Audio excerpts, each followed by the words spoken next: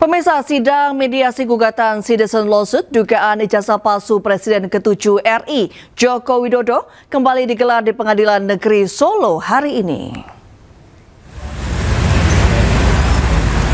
Dalam sidang mediasi kedua tersebut, semua prinsipal tergugat, yaitu Jokowi, Rektor UGM Ova Emilia, dan Wakil Rektor UGM Wening tidak hadir. Padahal mediator telah meminta agar sidang mediasi bisa dihadiri oleh semua prinsipal. Sementara itu, prinsipal penggugat Top Taufan dan Bangun Sutoto hadir bersama kuasa hukumnya. Terkait hal itu, mediator akan mencoba memanggil sekali lagi para prinsipal untuk bisa hadir di sidang mediasi ketiga pada pekan depan. Ya, meskipun kuasa hukum Jokowi menegaskan bahwa kliennya tidak akan menghadiri sidang mediasi baik daring maupun luring. Di dalam gugatan CLS, maka Pak Jokowi sangat-sangat keberatan untuk memenuhi tuntutan tersebut dan tidak akan hadir dalam proses mediasi baik secara luring maupun secara daring sebagaimana yang telah kami sampaikan kepada mediator. Bahwa mediasi itu wajib menghadirkan prinsipal, itu yang harus dipahami.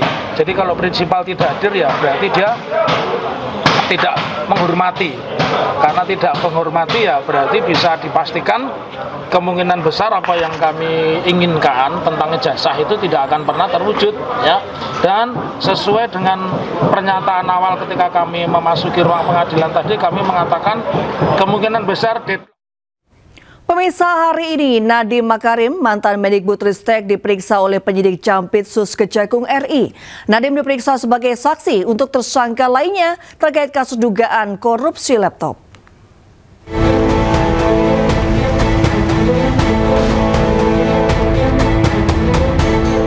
Mantan Mendikbudristek Nadiem Makarim diperiksa oleh penyidik Jampitsus Kejagung RI terkait kasus dugaan korupsi Chromebook pada hari Selasa.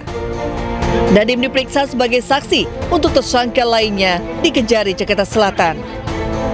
Menurut Kapus Penkum Kejagung RI Anang Supriyatna, pemeriksaan Nadiem dilakukan di Kejari, Jakarta Selatan, dekat rutan tempat Nadiem ditahan karena Nadiem dalam proses pemulihan pasca operasi. Yang bersangkutan diperiksa untuk dimintai keterangan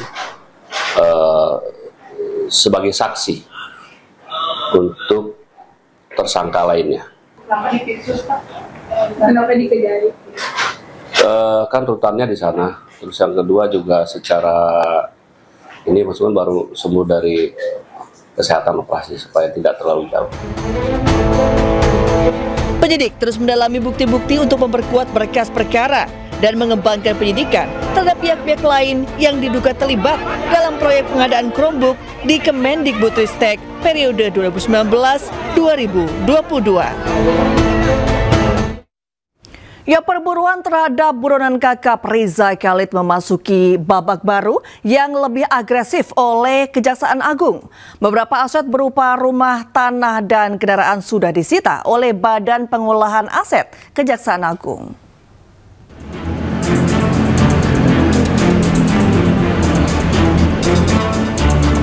Kejaksaan Agung telah memindahkan kendaraan sitaan Muhammad Riza Khalid, tersangka kasus dugaan korupsi tata kelola minyak mentah dan produk kilang Pertamina periode 2018 hingga 2023. Kendaraan milik tersangka telah berhasil disita oleh Badan Pengelola Aset dan dibawa ke rumah penyimpanan benda sitaan negara. Selain kendaraan, penyidik juga telah menyita rumah milik anak Riza Khalid di daerah Hang Lekir, Jakarta, dan sebuah tanah seluas 3.000 meter di Bogor.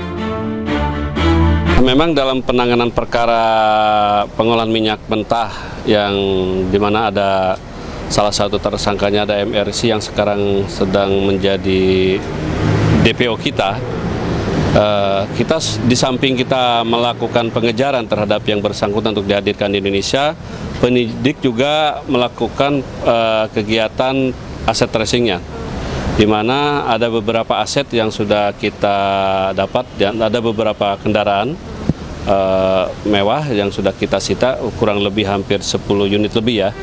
itu sedang berada sekarang di Rubasan di bawah kendalinya KPPA ya, Badan Pemulihan Aset, dan juga sebuah rumah dan beserta tanahnya kurang lebih 3.000 meter di daerah Rancamaya, daerah Bogor.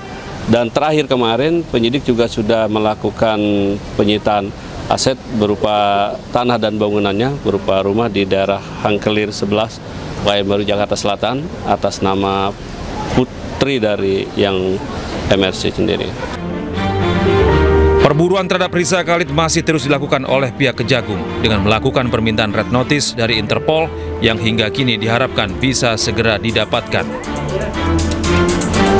Kalau berdasarkan data lintasan yang disampaikan oleh imigrasi, yang bersangkutan terakhir berada di negara tetangga, dan terhadap permohonan kita untuk penyidik sudah meminta red notice melalui Interpol NCB di Indonesia dan sudah diteruskan oleh NCB ini ke NCB internasional di Lyon, dan beberapa saat lalu juga tinggal kita mudah-mudahan bisa cepat ya.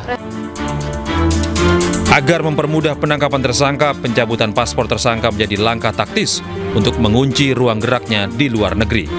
Dari Jakarta, Tim Liputan iNews melaporkan. Ya, Kejaksaan Agung belum menetapkan Ketua Umum Solidaritas Merah Putih Sylvester Matutina sebagai buronan meski sudah banyak desakan. Kapus Penkum Kejaksaan Agung Anang Supriyatna menjelaskan, strategi pencarian dan proses eksekusi Sylvester saat ini sepenuhnya diserahkan kepada Jaksa Eksekutor Kejaksaan Negeri Jakarta Selatan. Menurut Anang, tim Kejari Jaksel kini tengah melakukan pencarian terhadap Sylvester Matutina. Karena proses tersebut masih berjalan, maka penetapan status buron belum bisa dilakukan. Prinsipnya kita Jaksa Eksekutor di Kejaksaan Negeri Jakarta Selatan sedang mencari yang bersangkutan, dan mereka juga sudah mengambil langkah-langkah hukum nantinya. Itu strategi mereka. Dan kita... Keluarga Kepala Cabang Bank BUMN almarhum Muhammad Ilham Pradipta kembali mendatangi Polda Metro Jaya. Mereka mempertanyakan perkembangan penyidikan kasus dugaan penculikan hingga pembunuhan yang dialami oleh korban.